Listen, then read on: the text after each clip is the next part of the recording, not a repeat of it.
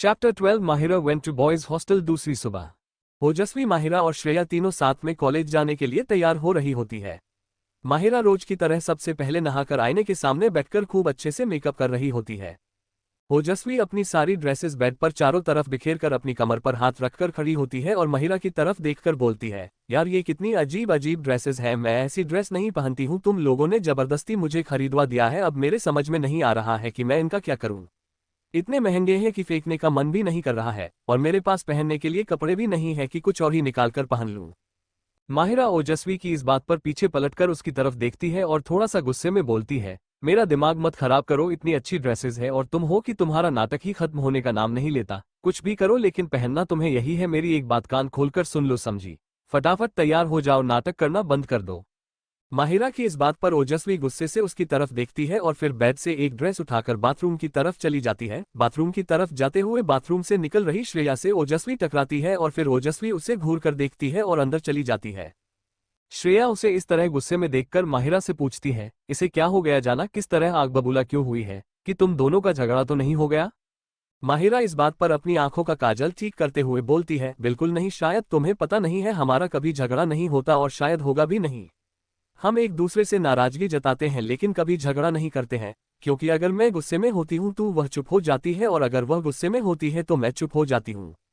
श्रेया इस बात पर बोलती है, वह सब तो ठीक है लेकिन वह इतने गुस्से में क्यों है, यह मैं पूछ रही थी।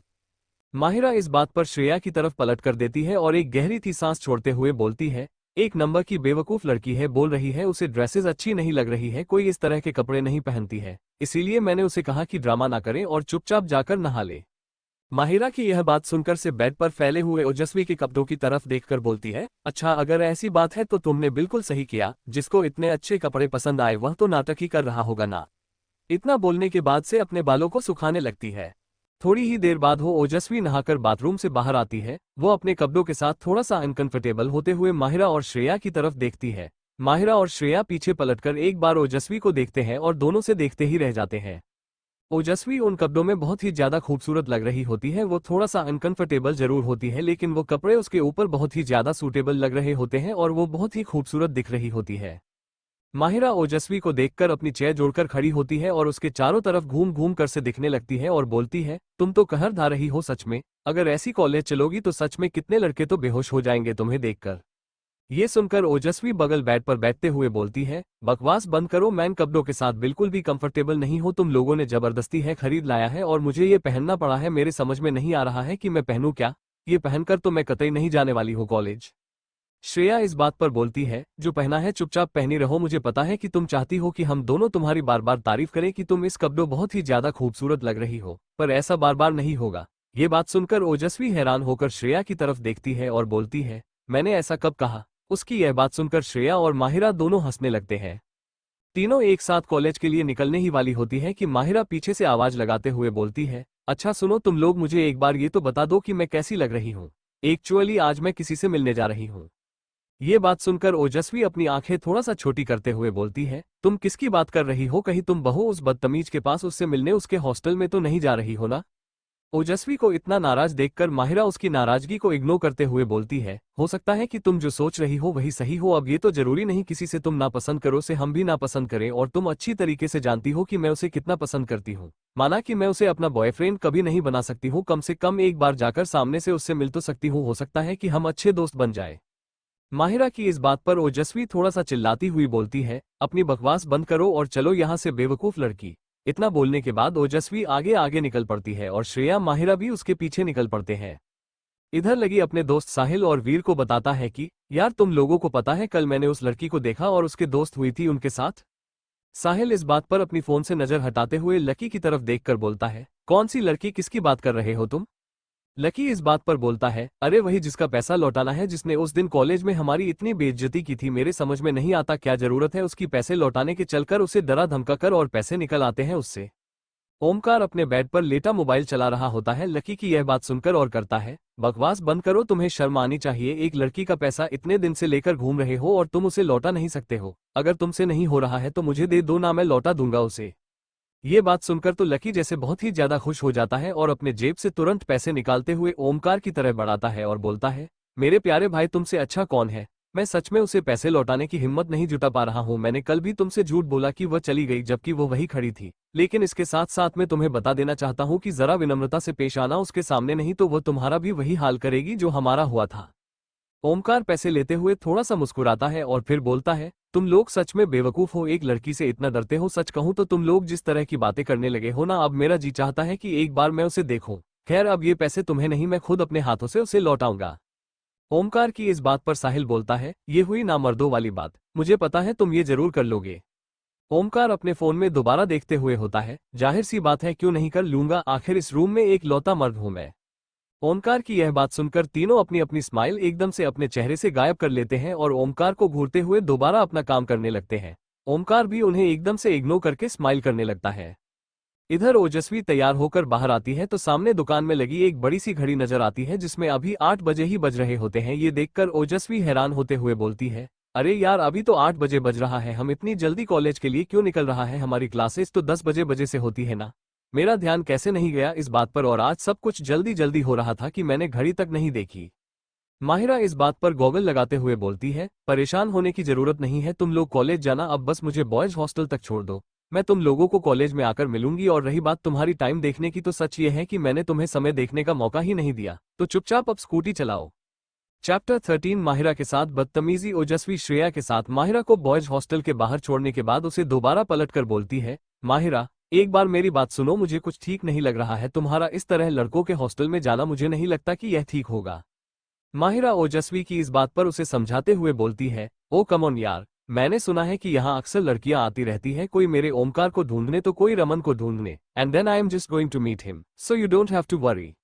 ओजस्वी बोलती है, ठीक है जाओ, तो क्या हम लोग यहाँ तुम्हारा इंतजार करेंगे। माहिरा बोलती है, नहीं उसकी कोई जरूरत नहीं है, तुम दोनों कॉलेज के लिए निकलो, मैं भी थोड़ी देर में वही आकर तुमसे मिलती हूँ, ओके बाय। इतना बोलने के बाद माहिरा अंदर हॉस्टल की तरफ चली जाती है। ओजस्वी और श्रेया बाहर खड़े होकर उसे तब तक देखते हैं जब तक वो लोगों को नजर आती है। जब माहिरा उनकी नजरों से ओझल हो जाती है तो वो दोनों कॉलेज की तरफ निकल पड़ते हैं। रास्ते में जाते हुए श्रेया ओजस्वी से बोलती है, क्या हुआ, तुम इतना चुप क्यों हो ओजू। ओजस्वी बोलती है, पता नहीं पर मुझे माहिरा का इस तरफ बॉयज हॉस्टल में जाना ठीक नहीं लगा। श्रेया बोलती है, ओ प्लीज यार, वहां अक्सर लड़कियां आती जाती रहती है, तो एक बार की गारंटी तो मैं खुद तुम्हें दे सकती हूँ कि वहां उसे कोई नुकसान नहीं पहुंचाएगा, उल्टा ये ठरकी लड़के खुशी से पागल न हो जाए। श्रेया की इस बात पर ओजस्वी और श्रेया दोनों हंसने लगते हैं। इधर माहिरा बॉयज हॉस्टल में घुसते ही ओमकार का रूम नो लेकर उसे ढूंढने लगती है। थोड़ी ही देर में वो ओमकार के रूम के बाहर आ खड़ी होती है। माहिरा ओमकार के रूम के बाहर खड़ी होकर काफी खुश होते हुए बोलती है, फाइनली मैं आज ओमकार के रूम के बाहर खड़ी हूँ और बहुत जल्दी में उसके सामने होंगी और हम दोनों ढेर सारी बातें कर रहे होंगे। इतना बोलने के बाद माहिरा दरवाजा नॉक करती है तो लकी झट से दरवाजा खुलता है। सामने अपने एक लड़की को खड़ी देखो, जितनी स्पीड में दरवाजा खोलता है उतने ही स्पीड में दरवाजा बंद भी कर देता है। उसके इस तरह अचानक इतनी तेज से दरवाजा बंद करने पर साहिल उससे सवाल करता है, क्या हुआ तुझे, कोई भूत देख लिया क्या, इतनी तेज दरवाजा क्यों बंद किया, कौन है बाहर। लकी झट से अपने बेड पर रखी हुई पेंट उठाते हुए बोलता है, जल्दी जल्दी अपनी पैंटी पहन लो, कोई लड़की आई है। उसकी इस बात पर सब जल्दी जल्दी अपनी जीन्स पहनने लगते हैं। साहिल अपनी जिप बंद करते हुए बोलता है, ओमकार तू इस तरह बैठा क्यों है, जाकर छुप जाना, वरना अगर लड़की ने तुझे देख लिया तो फिर वो सबको बता देगी और फिर तुझे रूम बदलना पड़ेगा, इसलिए बेहतर होगा कि तू जाकर पर्दे के पीछे छुप जा। ओमकार इस बात पर थोड़ा सा परेशान होते हुए बोलता है, तुम लोग उसे अंदर आने दो, जो कोई भी है मैं देख लूंगा, तुम्हें परेशान होने की जरूरत नहीं है। संजू इस बात पर ओमकार को उसकी जगह से जबरदस्ती उठाते हुए एक चेयर पर्दे के पीछे लगाता है और वहां उसे बढ़ाते हुए उसके हाथ में फोन देता है और बोलता है, ओमी मेरे प्यारे भाई, मुझे पता है कि तुम्हें कोई प्रॉब्लम नहीं है, लेकिन प्रॉब्लम हम लोगों को होती है बार बार रूम चेंज करने में, तो बेहतर होगा कि तुम यही बैठकर फोन चलाओ ना, वैसे भी तुम्हें लड़कियों में तो कोई इंटरेस्ट है नहीं, तो बेवजह क्यों माहौल बना रहे हो। ओमकार भी संजू की बात मानकर वहीं बैठकर फोन चलाने लगता है और लकी झट से दरवाजा खोल देता है। कि जैसे ही दरवाजा खुलता है माहिरा झट से अंदर आते हुए बोलती है, तुमने दोबारा क्यों दरवाजा बंद किया, और मुझे ये बताओ कि ओमकार कहाँ है, मुझे उससे मिलना है। लकी माहिरा के चेहरे को बहुत ही ध्यान से देख रहा होता है और बोलता है कि मुझे ऐसा क्यों लग रहा है कि मैंने तुम्हें कहीं देखा है, कहाँ देखा है यह मुझे याद नहीं आ रहा है, जरा अपने इंट्रोडक्शन दोगी। माहिरा लकी के किसी बात का कोई जवाब दे पाती कि उसके पहले ही संजू बोलता है, ओह ये तो वही लड़की है जो उस पैसे वाली लड़की के साथ थी, तुम उसकी दोस्त हो ना। नायरा इस बात पर तुरंत जवाब देती है, हाँ बिल्कुल सही पहचाना, अभी तुम्हारी कल ही इतने अच्छे तरीके से मेहमान नवाजी हुई थी, फिर से तुम मेरे मुंह लग रहे हो। मैं पूछ रही हूँ ओमकार कहाँ है, मुझे उससे मिलना है, तुम लोग बीच में क्यों आ रहे हो। संजू इस बात पर 2 कदम माहिरा तरफ बढ़ाते हुए बोलता है। को अच्छा तो तुम भी बहुत अच्छी डायलॉग बाजी करती हो। मुझे एक बात बताओ कि तुम लोग अपने आप को समझती क्या हो? हम लोग कुछ नहीं बोलते हैं तो इसका मतलब यह नहीं है कि कुछ बोल नहीं सकते हैं, सिर्फ इसलिए तुम्हें कुछ नहीं कहती है क्योंकि तुम लड़कियां हो। अगर तुम्हारे जगह कोई लड़का होता ना तो उसकी लाश बगल वाले नाले में पड़ी होती। याद रखो हम लोग बहुत खतरनाक है, तो जरूरत है तुम्हें हमसे डरने की। समझी? इस तरह हल्के में लेना बंद कर दो हमें, और ओंकार तो और भी ज्यादा खतरनाक है, इसलिए उसका पीछा छोड़ दो और यहाँ से दफा हो जाओ। संजू बिना रुके एक सांस में माहिरा को डराते हुए इतनी सारी बातें बोल देता है। माहिरा एकदम से नॉर्मल रिएक्ट करते हुए बोलती है, देखो मेरी बात ध्यान से सुनो, अगर तुम मुझे डराना चाहते हो तो मैं तुम्हारी जानकारी के लिए बता दूं कि मैं किसी से नहीं डरती हूं, और अगर तुम लोग ओंकार से नहीं मिलने दोगे मुझे तो मैं सारी लड़कियों को जाकर तुम्हारा रूम नंबर दे दूंगी, फिर वह आकर तुम्हें परेशान करेंगे। इससे अच्छा है कि मैं अकेली हूं, घर से मिल लूं, और प्रॉमिस करती हूं कि कभी किसी को कुछ नहीं बताऊंगी तुम्हारे रूम के बारे में। इसके आगे कोई कुछ भी बोल पाता कि लकी सबको खामोश करते हुए बोलता है, मेरे पास एक बहुत अच्छा प्लान है, अगर तुम ऐसा करती हो जैसा हम चाहते हैं तो मैं पक्का तुम्हें उधर से मिला दूंगा। ओंकार पर्दे के पीछे बैठा ये सब कुछ सुनकर बोर हो रहा था तो बगल में रखा एक ईयरफोन अपने कान में डाल लेता है और लाउड म्यूजिक लगाकर गाने सुनने लगता है। माहिरा पहले तो लगी कि इस बात पर काफी गहरी सोच में चली जाती है, फिर थोड़ा सा सोच विचार करने के बाद बोलती है, ठीक है बताओ मुझे क्या करना होगा, लेकिन याद रखना मैं कुछ भी उल्टा सीधा नहीं करूंगी, इसलिए सोच समझकर बोलना जो कुछ भी बोलना। इस बात पर लगी संजू को अपनी आंखों से इशारा करता है कि दरवाजा बंद कर दो। संजू झट से जाकर दरवाजा बंद कर देता है। दरवाजा बंद होते ही माहिरा पीछे पलट कर देती है और दोबारा लकी की तरफ देखकर बोलती है, ये तुम क्या कर रहे हो? तुमने दरवाजा क्यों बंद करवा दिया, बताओ मुझे। लकी इस बात पर एकदम से माहिरा के करीब जाते हुए बोलता है, देखो और दरवाजा बंद हो चुका है, तुम चाहकर भी यहाँ से नहीं जा सकती हो, और याद रखना कुछ भी हो लेकिन तुम अपनी मर्जी से आए हो, हमने तो भी नहीं बुलाया था और ना ही इस चीज को तुम्हारे पास कोई प्रूफ है, इसलिए बेहतर होगा कि वो ऐसा करती हो जैसा हम चाहते हैं। इतना बोलते हुए लकी माहिरा के हाथ में लिया हुआ फोन छत से उसके हाथ से छीन लेता है और छीनकर साहिल की तरफ से देता है। साहिल फोन कैच करके हंसने लगता है।